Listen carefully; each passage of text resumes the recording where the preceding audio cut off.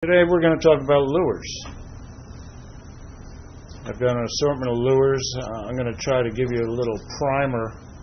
So why don't we just start with the smaller stuff first, which would be probably these spoons. And they're stuck together. Okay.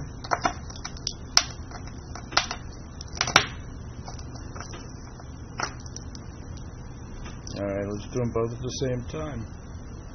This is called a Daredevil. Has a triple hook on it. Anything red and white, and that symbol. They come various sizes. This is an extremely small one. This is called a Castmaster. Both of these are made of metal. This is a shiny metal, cut at a different angle, produces a wobble in the water, and it is accompanied with a very sharp triple hook. We use these little ones here for trout, small panfish, smallmouth bass. They'll bite on these. From here, we'll go to another metal, which would be your typical spinner. These are primarily used for small fish, trout. We use them for trout. They come in multiple colors, multiple spoons. They could be silver, they could be gold. Here's another example here of a black spinner. I like the darker ones, and I like the gold spinner blades on them. So we covered the spoons, which are the little metal ones, going up to bigger ones. I don't use the bigger ones. These are spinners. These are topwater lures. This one is probably one of my oldest lures, made out of wood, and you'll see these plates that pop out on the sides as it goes through the water, and it sits on the top of the water. It does create a motion which attracts the fish. This also comes in a smaller one, which I use frequently. These are good on weedy lakes or ponds, or even in a river. This probably resembles, as it moves through the water, a little frog on the surface. And this does have a couple triple hooks. Sometimes I like to cut the triple hooks down to doubles. No need to senselessly hurt the fish. Alright, so let's move on up. Those are topwater baits. This is called a spinner bait. It has two spinner blades on it. This has a soft bait attached to it with a leaded head. These drop down below the surface of the water. The spinners spin around, reflecting the sunlight, and that draws attention to whatever you have on your hook. In this case, we have a yellow worm. This is a spinner bait, much like the little spinners that we use for the trout. Alright, now let's see, what's this? This is called a buzz bait. This is different. It has a propeller on it. As it goes through the water, the propeller sits on top of the water, and it goes around and also creates turbulence on the surface of the water, attracting the fish to your lure. These are very effective in early evening, on flat, calm water. They're sure to stir up some attention. These are buzz baits. Spinner baits come in all different combinations of colors, different color spoons. I like the spinner baits that have two spoons on it. Okay. Now let's go to some hard lures. This happens to be one of my favorites. This is the XRS. You'll notice it has a big plastic bill on the front of it. It's called a lip. Most lures, manufactured lures, do have these lips on them. Now what does that do? As it's moving through the water, this one submerges and goes deeper because it has a deeper bill on it. Then you can pull it up to the surface and play with it up on the surface for a while. I like the colors on this one. It's got a little bit of orange on it. This particular lure we use for largemouth bass, smallmouth bass. We use it in the rivers, anywhere where you're going to be fishing at least 10 feet deep. This is what I prefer to use. Going in the same line of the crankbaits. We'll do two at a time again. This is a rattle trap. Inside there's something that, as the fish moves through as your bait moves through the water, it rattles and it attracts game fish as well. That one's silver. I use that quite frequently. Now we go to another type of lure. This is called a rapala. It's a fake fish. This is an older one.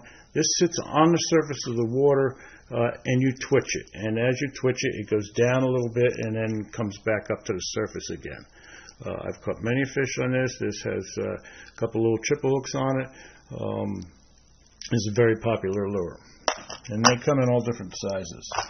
Now you'll see I have a jointed minnow. This is supposed to look like a brown trout. It moves through the water in the same fashion. It has a little bill on it, so it pulls it down through the water.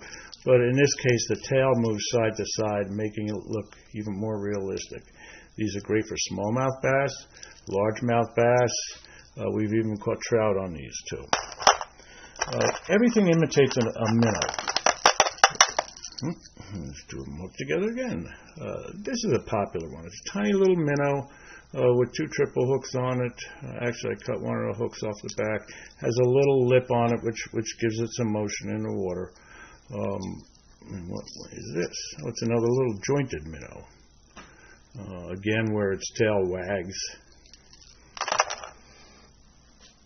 Okay, now these are very popular nowadays. They're made to look like baby bass, baby sunfish. They do have a lip on them, so it does have downward movement. The markings are incredible. They're becoming so realistic. These are crankbaits as well. Here's one that I particularly like. It's got a bigger bill on the front of it, and it has a spot on it. I could use this for imitation shad. I use this in the rivers for smallmouths. This is always in my tackle box. Of course, then we go into the soft baits, which we'll go over at another time. We're still working on the hard baits. So let's go up here. These I could either use on saltwater or freshwater. I love these for musky fishing. It's got a little bit of a bill, and again it's jointed, giving it more motion. These also come in various colors and shapes.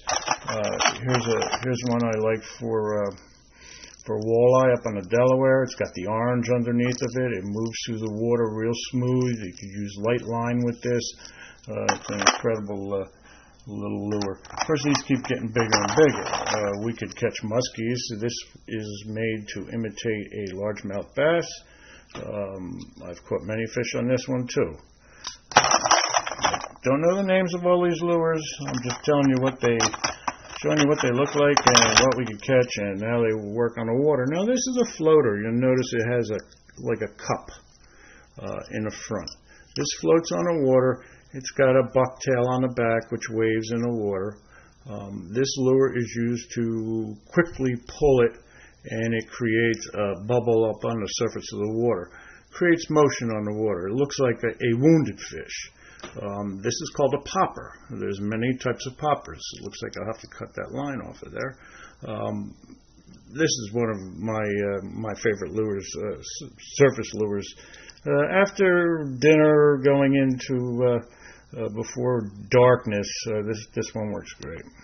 Of course, a lot of these we could also use in salt water. Here's another popper.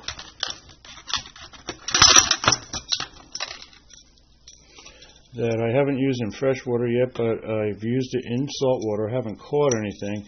There's lead weights balancing this thing out. It's actually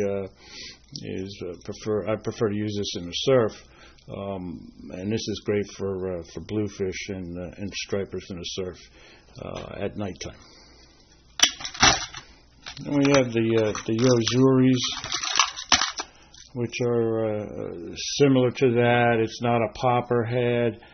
but it does dive. It shows great light through it as it moves through the water with the big red eye, and it surely attracts a lot of game fish.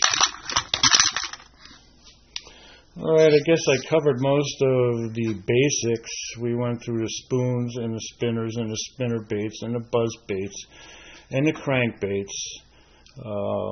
And we have the surface plugs and some of the larger baits that we could go either way with. I hope you learned a little something here. Please be sure to watch our videos, our fishing and outdoor adventure videos on U.G.F.N. Thanks again.